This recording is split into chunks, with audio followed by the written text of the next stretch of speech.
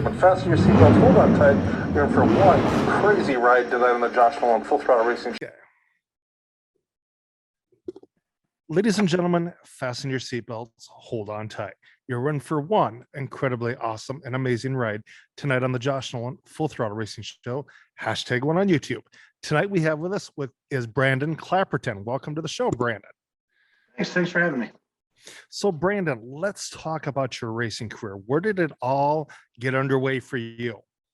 I started racing when I was about 16 years old in a four-cylinder super stocks, the Mustangs, the rear-wheel drive four-cylinder class. That was about 20 years ago now. Okay. So Brandon, when you climbed into the four-cylinder super stock class, Mustangs and stuff like that for the first time, were you just a tad bit nervous getting behind the wheel? Oh, I was real nervous. I remember shaking like a leaf. I got lapped 4 times in the heat. Okay. Okay. So how long did it take you to get some success to get things underway for you? A lot longer than it should have. The first year was about, I think I ran like 7 races the first year. I didn't finish the race on the lead lap. Second year, I went to a street stock. I had somebody offer me some money I couldn't resist on the four-cylinder, bought a street stock.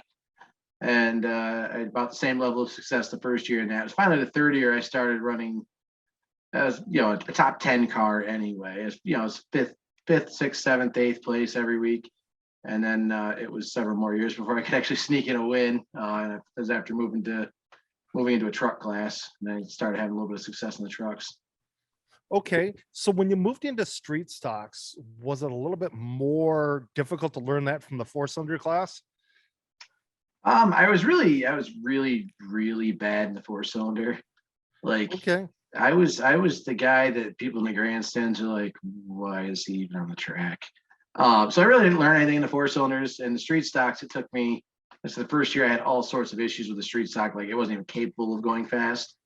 Then the second year, it was just everything started to fall together, and I actually got so I could run. A lot of it was getting the mechanical. The mechanical part of it down and getting it so it was actually run to full potential. And then Then you moved into the truck series class. So when you moved from street stock to the truck series, did you learn a lot from street stocks to kind of help navigate the approach into truck series racing? Yeah, that was a big help. The trucks was a four-cylinder truck class, but it was I couldn't afford to hang with the street stocks because in this part of the country, in this part of the state, these street stocks they're crazy. I mean, right now you got guys spending 30 grand plus on a street stock now. And Wow. it wasn't quite that crazy. I got out of it in 2010. It was the last year I ran, and they were putting 10 to 15 in them, which at that time was still like I couldn't afford to compete with that. So I got in the trucks, and a lot of it did translate. There was some stuff that didn't. The coil springs, leaf springs are a little bit just require some rewiring of the brain to change the old habits to get into the new ones. But it didn't take long to learn the differences and make the truck work. So how much success have you had as a truck series driver now? With the trucks, I ran. It took me a couple of years to win one. I won a championship at Thunder Mountain Speedway in Center Isle, New York, in 2014. And then I only ran the class for a year, dropped the class, and then 2015 I had a lot of races that I was leading and broke. We had some sort of gremlin, it was electronic or something. It changed every piece in the ignition system at some point in time, never figured it out. And then in the off season, we completely rebuilt the truck, stripped it to a frame, all new gauges, all new wires, whatever it was, it took care of it. Then the next year I had 5 wins in 2016. And, okay. So then, are you still running trucks right now? No, I'm actually I'm promoting karts now. Okay. I've raced karts for a couple of years. After the trucks, I went to sprint cars, and oh boy, that was definitely a learning experience. That was a big change. It was mostly non-wing stuff. I did a little bit of wing racing, but the non-wing was a blast, but COVID kind of killed it. And that was when because in New York State we couldn't have fans in the grandstands for 2020. Oh yeah, so we dealt with that out here.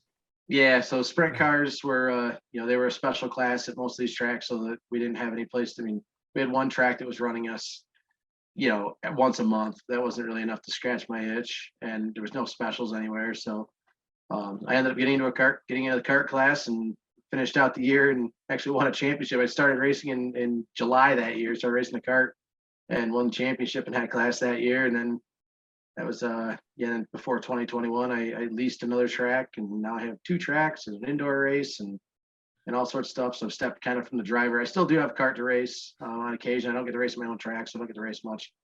But yeah, so from being a kart driver to being a promoter, what is that job like? Is that a total 360 compared to what you were doing as a race car driver? yeah, I mean, it's the race car stuff.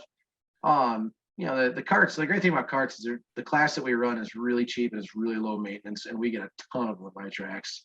I mean, we're talking 50 a night, and and just it's a lot. Like we split them into a couple different classes just based on experience, just because when you get 50 of them, you got to break them up somehow. But it's a lot more work. The carts, the prep work. I mean, you got some tire prep and stuff you got to deal with, which in the karting world is really the key. But it's not really a full-time job. It's a couple hours, a few hours a week. You go out in the garage, go out to the garage once a day, wipe them down a little bit, clean them up, and then it takes like an hour to do the maintenance, good clutch maintenance, and basics on the cart. As taking over the racetracks, I just had the one last year, and we were only running about once a month. It was kind of a specials only format, but it's still a lot of. I mean, all winter long, it's on the phone, it's sending emails, basically lining up sponsors and classes, getting the touring series, the different touring series we've got, getting them all lined up and scheduling, and it's just lining up all sorts. The action park doesn't have restrooms, so it's like lining up porta potties and getting all that stuff. And then of course the track maintenance. They're both tracks are dirt tracks, so you're talking during the leading up to race week, if it's been a hot week, in the summertime, if it's it's been 80-90 degrees all week, and you got to start putting the water to it midweek, getting it really saturated. And then on race day, I mean, it's putting down a lot of water on race day and keeping the track ironed out, and timing it, like if we get a hot day, it's miserable trying to keep the track, trying to at rate to have it ready at race time. And any delay, like, we had one night where the track, basically the problem is with our track is it's got a kind of a sandy, it's more of a loamy clay, sandy clay, which isn't a big deal if you got enough moisture in it, get carts on it, do a quick roll in.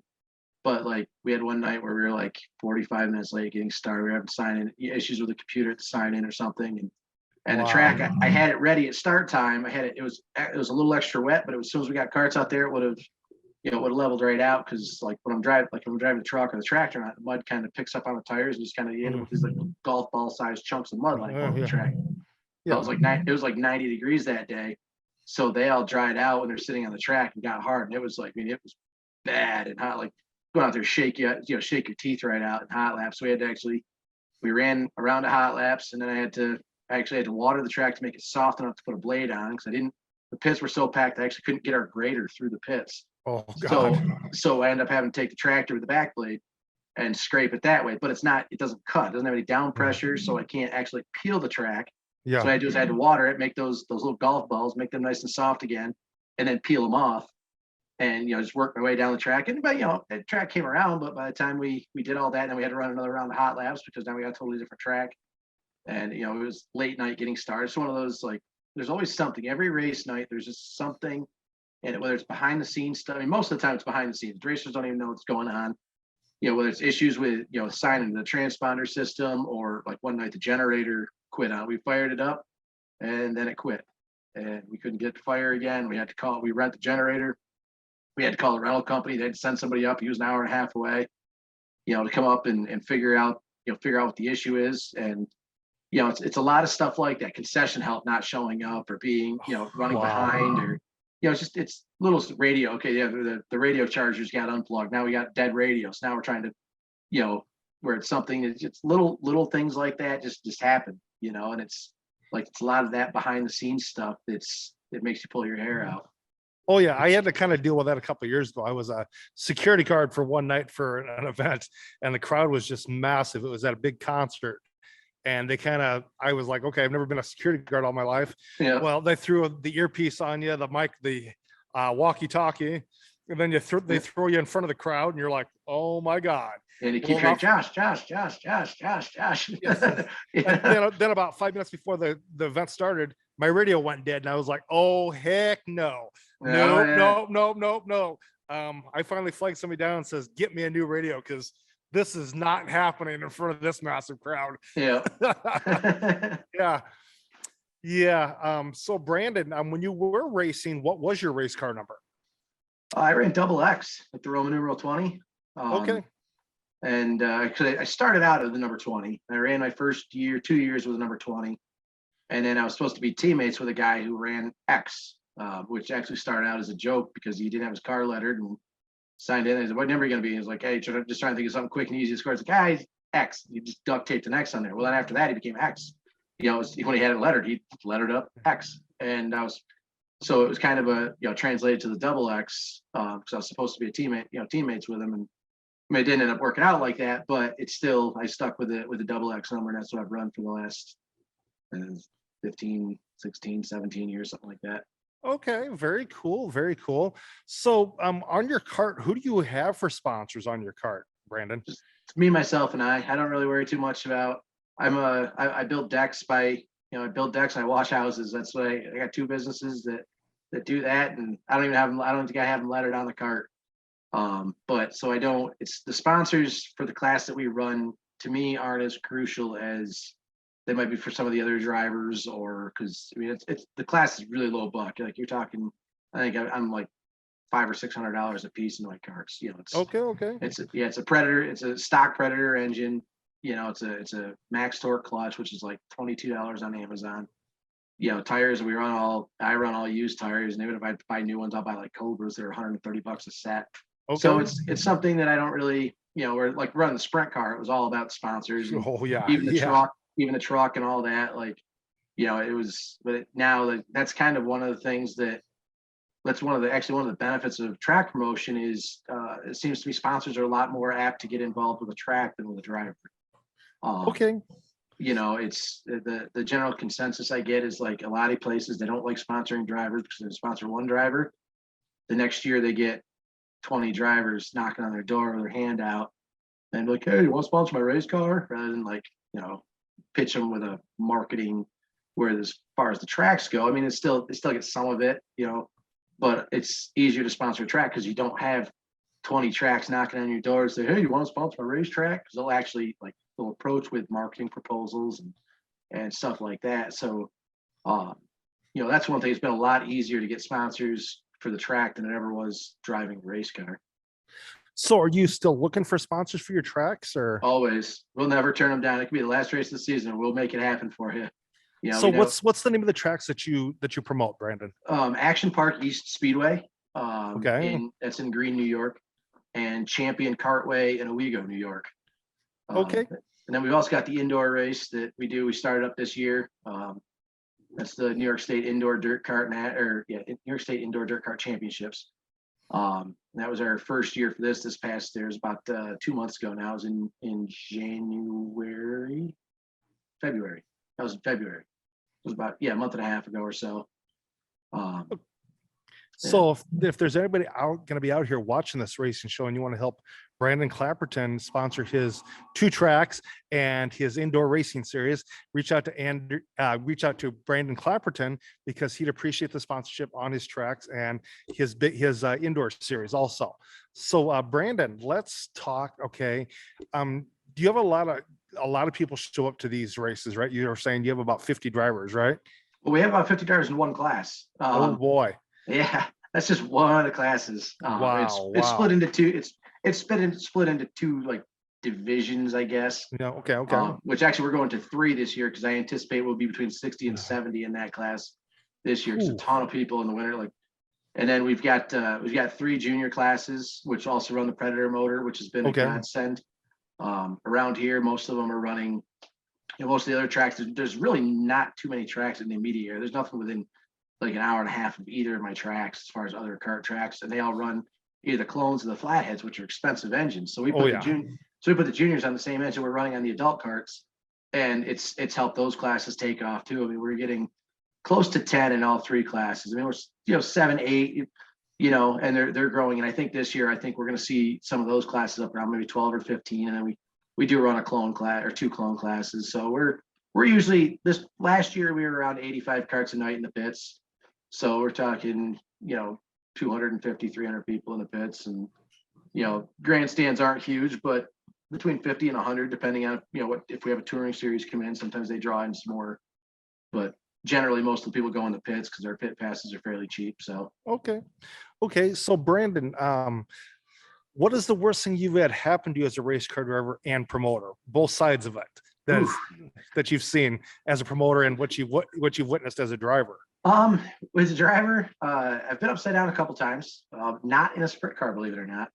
But I flipped a truck once. That was a pretty gnarly ride. Didn't quite go over twice, but it was enough where it was kind of up in the air and kind of see, like, I remember, like, as I'm tumbling, the roof kind of peeled up. Oh boy. And I had the inside of the roof and all that was painted like white. And the roll cage was also white. So I'm tumbling. That was it was a well-built truck, but you're going, you're just kind of like, my eyes are open. And the first thing I saw was like over on the driver's, the A pillar on the driver's side come up, and it looked like a roll bar coming apart. And so for like a split second, I thought the cage was coming apart on me. And I was like, that was once it came to a stop. And then I had, for some reason, somewhere in the truck, must be when I washed, there was water somewhere in the bodywork or something. Okay. Because I landed on the driver's window, and all I can feel is something is pouring on me. Oh boy. Naturally, your first thought is fuel. Yeah. So now you're in panic, but trying to get out before something touches it off. And luckily, the track safety was like, it's just water. It's not fuel. Don't worry about it. That was probably the worst ride the worst thing I've had happen in a race car. The other flip, I flipped a 4-cylinder, but just the front wheel drive 4-cylinder that I just had for fun. If they had a money race around, it was just something I had back corner of the garage. I'd take it out there. If there was a money race somewhere, I'd go out and make myself look like a fool with it. But I rolled that, but that was just it was an easy roll in on its wheels, and I drove it in the pits. So that wasn't a big deal.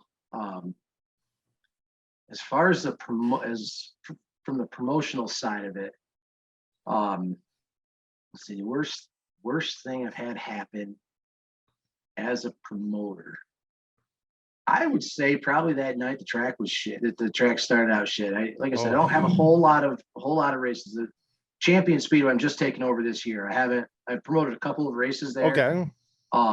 Actually, ironically, the last 2 years, the last race of the season, both years with 2 different promoters, they both couldn't make it to their last race of the season, so they had me run the shows.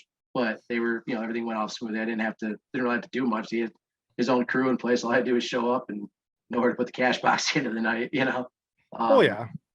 So they had a pretty both of them had a pretty well-oiled machine. So that was easy. So I really don't, like I said, I think we ran 7 races last year at Action Park. And like I said, I think the worst would have been that night that we got there, and it was just, like I said, 45 minutes late getting started, and then the track was shit. I had to redo the track, and then it was another round of hot laps. I think we were probably close to 2 hours late by the time we actually got heats on the track. And we still got done before curfew, which that was the one relief there. But I mean, there's a lot of good, but that, as far as bad, like that was probably the worst night so far. I know there'll be worse. So is Action Track, is that right down in the heart of in town, or is that kind of out in the country? It's kind of out of the country. It's far enough. I mean, it's not far from town. But it's far enough away where you don't have to really deal with too many neighbors. The road is like maybe half mile long. There's 2 or 3 neighbors, and they're race fans. Okay, so, already very cool. Yeah. So, Brandon, okay, now talking about your Action Track and your indoor series, what's one of the top sellers that you have out of your kitchen dining area that you out of your concession stand, food wise? I don't. We were supposed to have a concession trailer at the indoor race. There's not an actual concession stand there. Okay. And due to a little miscommunication issue, he didn't show. Oh boy. Yeah, it's a long, convoluted story, but ultimately I just misunderstood what he was saying. When he said he was bringing a cart, I thought he meant his food cart, and he was talking about his race cart. Okay. So he got there. I was like, "Hey, where's food?" He goes, "I have food." Like, but Oh.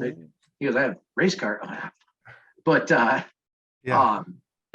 but and then at the track at Action Park, I actually don't run the concession. I have to. The landlord, the guy that I rent it from, part of the deal with the rent is he runs the concession. Now, when I say he runs the concession, he'll order the food and he'll make sure it's there. He's never there on race night.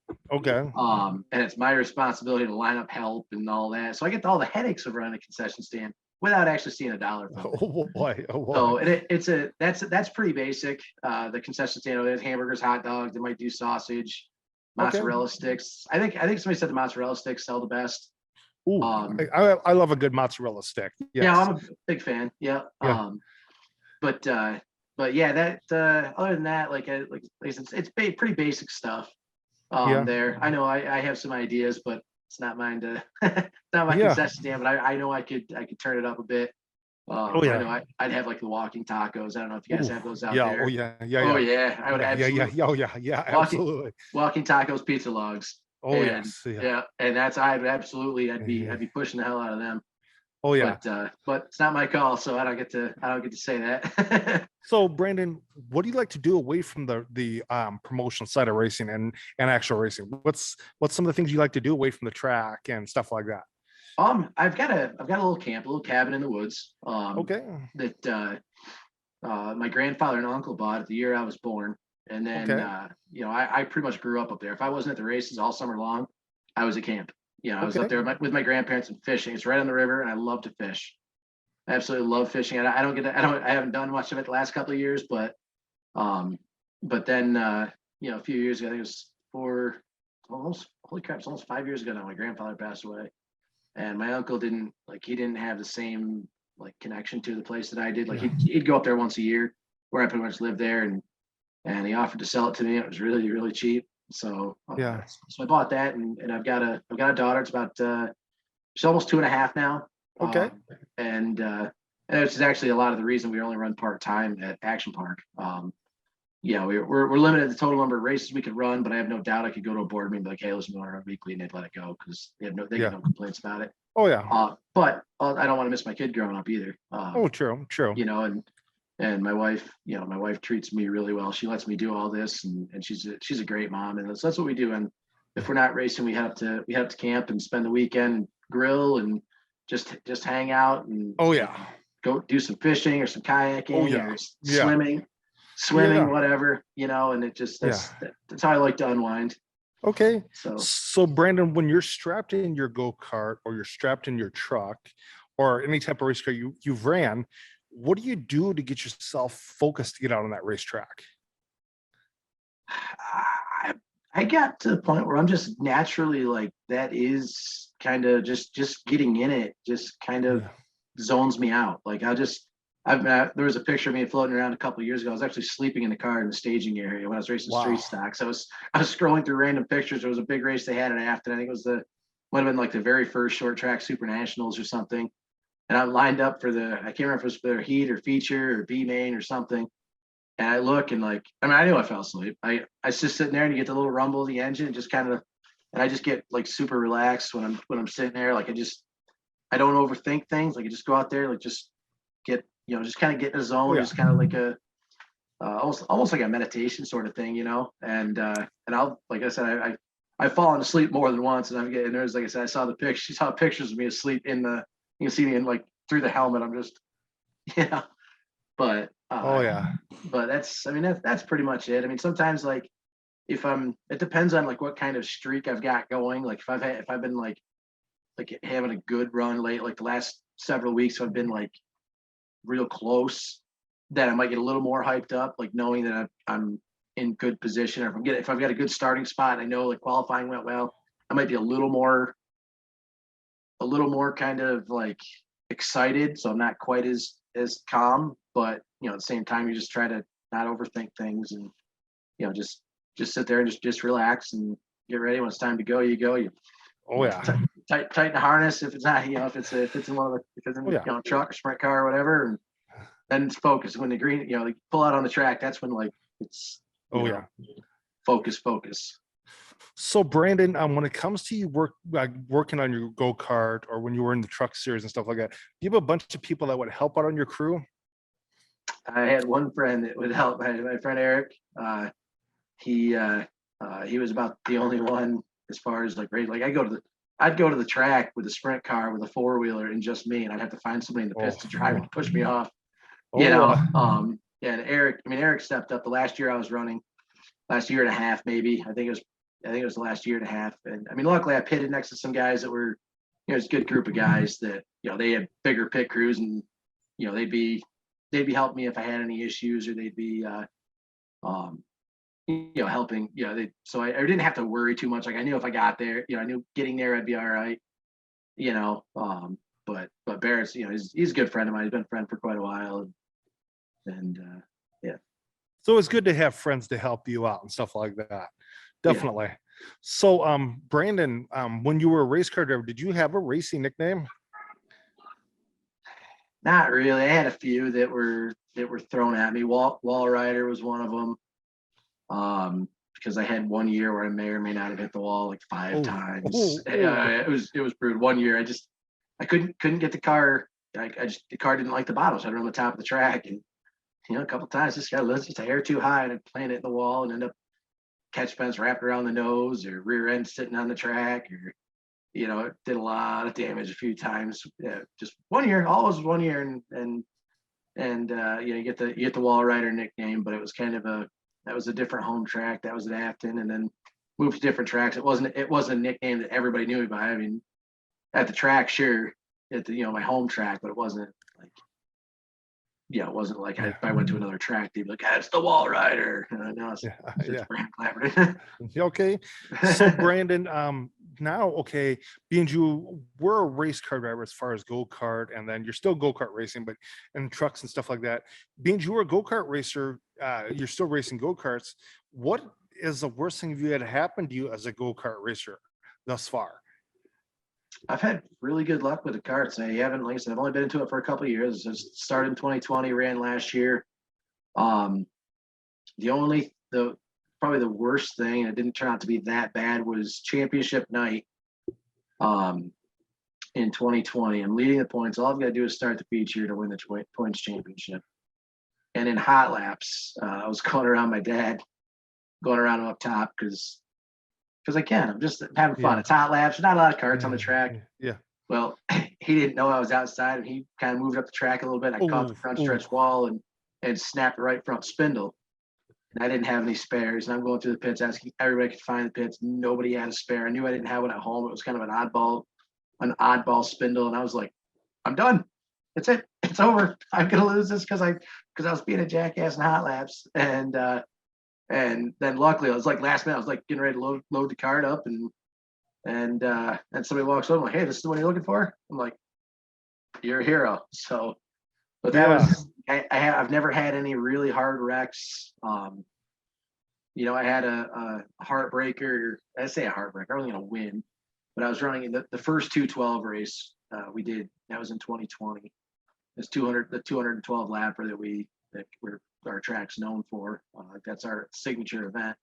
It was actually held at Champion the first year, and that moved over to Action Park. So the race was my idea for the race, and I kind of promoted it the first year, but I got to run it because somebody else was on the track. But I got up to fourth, and there's probably 10 or so laps to go, and they have this stupid pipe that runs around the infield. It's just kind of floating. It's a speedway bike track, and it's what they use to keep them out. It's like a 2-inch piece of flexible plastic pipe. Oh, okay. And I had a flat left front for about lap 110 on, and the only way I could get the cart to turn was to run right on the bottom of the track and keep it up on the hub. Yeah. And there's a drain that is cut into the hub kind of in turn 4. Yeah. I hit that drain, and when I did it kind of jumped the front of the cart up, and I hooked that pipe.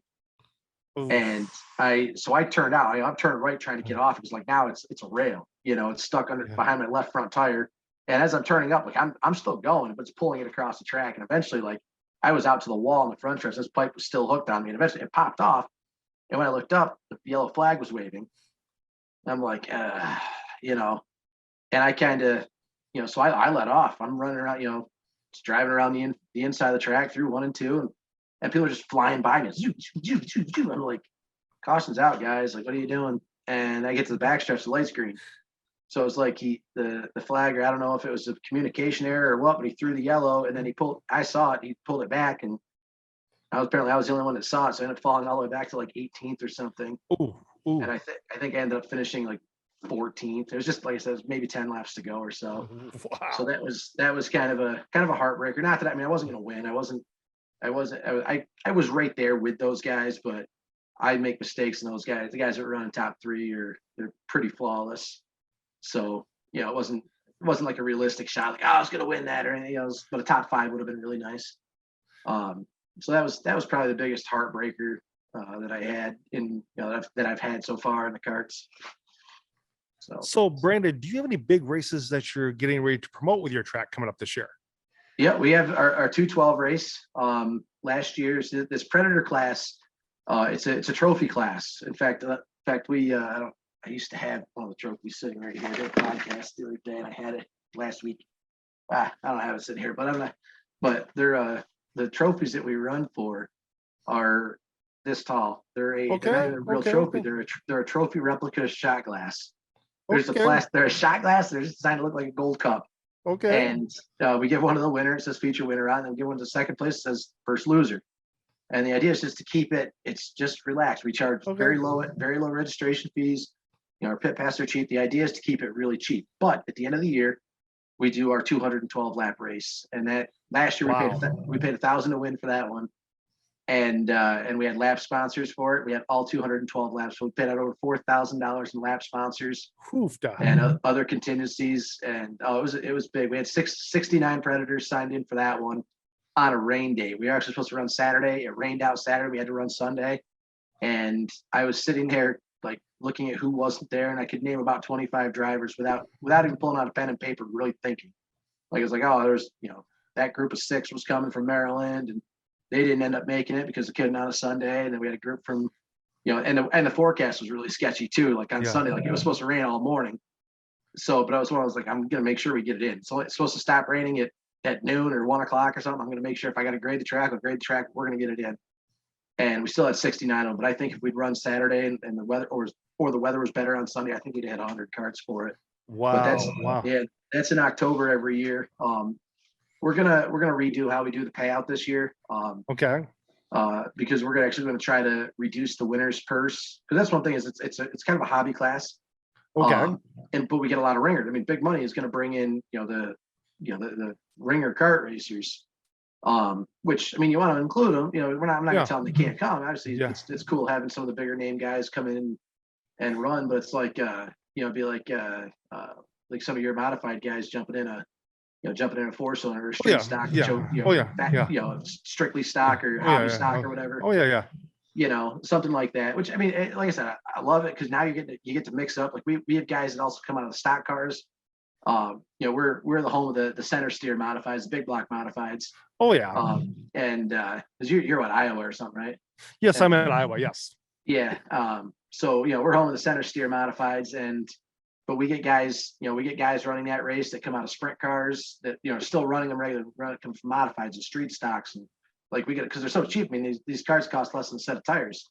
So we got a bunch of guys. We make sure we schedule it for a weekend. There's no big races going on at any of the area tracks. You know, they're stock car tracks. So we get a pile of just like guest racers. I mean, we get, like I said, modified guys and street stock guys and guys that raced karts when they were 5. They haven't raced one since. Now they're 35. And so they'll put one together for it and come run it. And it's a lot of fun. But what I want to do is I want to kind of reduce how much we pay out in the lap money and in the winner's share, but I want to fill a lot more positions. I want the entire field to get paid, where it's generally always been a top 3, you know. Car race is generally like a top 3 to 5 get paid. Yeah. So what I want to do is a lot of these guys, like we had people put up a lot of like our lap sponsor minimum. I think we did $10 a lap minimum last year. Okay. 2 years ago, it was $5 a lap. I decided, of course, I ramped everything up. I think we're going to go back to $5 a lap this year. But if you want to put more money than that, like we had one guy that sponsored. I think he went $20 a lap, and he sponsored. I don't know. I think the check was $500. Wow. For the lap sponsor check. Like he put up a lot of money, but Oh yeah.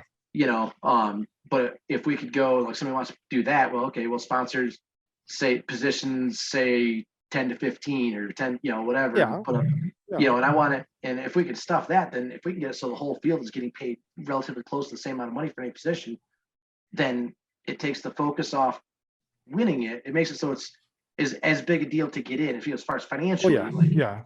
if you get in the show, it makes people really want to get in the show. Where, it's like before, if you're only paying top three, like there's a handful of guys like I don't have a shot to win. Like it's a lot of laps, and if I finish fourth, I don't make anything unless I have to scoop some lap money. But there's a lot of guys just if they don't feel they have a shot to win, maybe to qualify, it'll be we're throwing them the bone now. So Oh yeah. I think we'll get because we had a bunch of our regulars that didn't show just because of that reason, kind of intimidated. But now if we can put it, hey, 24th is still awesome. If you can get in there and make some bring home $100 or something like that for 24th, that'd be awesome too. And so that's kind of how I want to do it this year. I want to restructure it so we'll pay out the same amount of money, but we'll pay it out through the field. Oh yeah. Yeah. So what's it cost for a pit pass and entry fee to race at your tracks? They're $15 pit passes. Okay. And then depending on the class, most of our classes are $10 entry fee. That Predator class is $10. And then we've got a couple classes that run for a little bit of money each week, and they're a $20 registration fee. Okay. So you're still, like $35. Oh, If yeah. you're running a money class, you're $35 in a night of racing, and half a gallon of fuel if you're lucky. If you're burning a lot, then yeah. so yeah. So with the kart classes that you guys race out there, do you guys go through motors quick, or they last a long time? we keep them stock. Okay.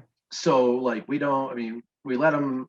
They have to keep the governor in, but we let them put a zip tie around the governor's spring. Okay. Which it still limits the RPMs, but just it makes it more consistent, because like we had issues a couple of years ago where they had to be intact, working and all that. Some would turn 3,900 RPMs, not 3,901. Some would go to 45. Some would go to 45, hit the governor, and then you open it up a little bit farther and go right to $6,000. Okay. And so to make it so that they're all pretty even, we let them zip tie that governor. So now, they'll all turn, under a load, they're going to turn $5,000, 51, 52 maybe. Okay. Which that reduces a lot of the wear and tear. Because you're like the wear and tear on the engines, like they're designed to turn that. So you're not really blowing engines very often. I mean, it does happen on occasion, but I'll bet out of 50 karts and 7 races, figure 350, registrations, I'll bet we didn't blow more than 3 or 4 last year. That's pretty good. That's pretty good. Yep. So, who are some of the big names that come to your races offhand, go-kart wise? On a regular basis, Alex Carmody, he's been racing karts a long time around here. He actually runs our Predator class. I guess he's going to run a clone this year, but he's pretty accomplished in clone racing and in in kart racing in general. And then in our clone class, which is kind of a building, it's kind of a class that's been dead around here a long time because there hasn't been tracks. So our numbers are fairly light on that, but we've got like Matt Roberts runs in that class. He was our track champion in I think our light class last year. And Matt's a guy he's raced and won in just about everything around here. He's won. He ran big block modifieds. He ran one of the sportsmen. He ran IMCA modified street stocks. Pretty much you name it, he's raced it. And he's probably won in it. And now his kids are old enough to race, and so now they're all kart race. Him and his son and his girlfriend's daughter, and then some friends and all that. So he's pretty popular guy. And he's likable. Like he's a really likable guy too. He's he does vinyl. He's our biggest vinyl guy around here. I think he letters more race cars than anybody else. Wow. He does top notch work. And then we got Corey Nabinger. He runs with us regularly in our heavy class, and he runs like a lot of the kart touring series stuff. and does pretty well with it. So, as far as our regular races, that's what we end up with. And we got a handful of guys when we have special, put up like a big money race for the clones or the indoor race. We had a bunch of guys show up for it. But so your big money race, your 212 lap race that you got coming up, do you have the dates for that yet or not yet? I believe we're running, I think it's, don't quote me on it. I believe we're running October 14th and 15th. Okay. So October 14th and 15th. You guys that race go-karts want to go check that race out because that's going to be an awesome race to be at. I'm definitely for 212 laps. That's going to be pretty interesting actually. So yes. So it's a long race. Another thing too, Brandon, is I had asked you what your racing nickname was. Mine is the Full Throttle Rockstar. So that's who you're talking to here. Full Throttle Rockstar. I like it. yes. So Brandon, once you get a little bit into your racing season here, can I have you on again to kind of give us some more promotional stuff? Absolutely. Yes. So Brandon, do you have any advice for the kids and adults just getting into go-kart racing and trying to see what it's like to do this? Do you have any advice for that? The biggest advice I have for the adults is remember that there's kids there. Okay. That's the big. It's all about having fun. Like it doesn't matter how you run. I mean, you want to win. That's all in due time. But it's all about going fast, driving around in circles, and remembering why you're there. Okay. If you stop having fun, if you're getting in fights every week, you're getting in, you're pissed off at the officials every week, your fellow race, every time somebody touches you, you're mad. You're not going to have a good time. You're never going to have a good time. True. And you're ultimately your role model for the kids that are watching. The kids see everything. And that's one thing that I try to press into our adult racers is you're a role model, whether you believe it or not. There's kids watching you. Yes. And if they see you act like a child, they're going to be apt to throw the same temper tantrums and to think it's acceptable. So yes. Well, thank you very much for Brandon for being on the racing show with me tonight, talking to us about the track promoter side of racing and race car driver side of racing. It's my pleasure to have you on board with me tonight, talking to us about that. I want to thank you, Brandon, for being a part of this with me and kind of, promoting your track and your racing career. I will call you a little bit to thank you for doing this with me. So I'll let you step out. I'm going to give a little racing news update and then I will call you. Okay. Right. Thanks for having me. I really appreciate it. Yep. Okay. So ladies and gentlemen, giving you a little racing news update. Darren Pittman is filling in for Casey Kane for a while because Casey Kane was injured at the Florida Winter Series race and in Outlaw Sprint Cars. So Darren Pittman's going to climb back the end with the number 9 Outlaw Sprint Car for Casey Kane Racing. So it's going to be interesting to see Darren Pittman join back up with the 9 team and race for a little while with that team. So good luck to Darren Pittman. Also, ladies and gentlemen, Austin Prock, Top Fuel Dragster, is glad to be back behind the wheel of a Top Fuel Dragster, and he's hoping to gain some more progress as the season goes on. So it's going to be interesting to see that. Also, ladies and gentlemen, 2023, the Formula One series has kind of announced that they're going to run a Grand Prix race in Las Vegas. So definitely catch that. Try and figure out when that is. That's going to be kind of interesting to see Las Vegas host a Formula One race. Also, ladies and gentlemen, get ready because it's going to be quite interesting because NASCAR is getting ready to go to Bristol and race the dirt coming up. So it's going to be interesting to see that. But ladies and gentlemen, a lot of our tracks are getting ready to kick off their season. Fairmont Raceway is getting ready to kick off their season the next couple of weeks. And Jackson Motorplex kicks off their season April 29th and 30th. So definitely check those tracks out. But with that being said, ladies and gentlemen, I was going to show you. I have some new merchandise on tonight from one of my race car driver guests. This is Seth Christensen Racing, SCR. Definitely, if you're looking for a really awesome race car driver to follow, get a hold of Seth Christensen. His brother Lane also has Lane Christensen Racing. Follow them two boys. Definitely. And Seth has a YouTube channel, Seth Christensen Racing. And he only does racing videos on there. But definitely, and he also does cooking videos on there too because he loves to cook.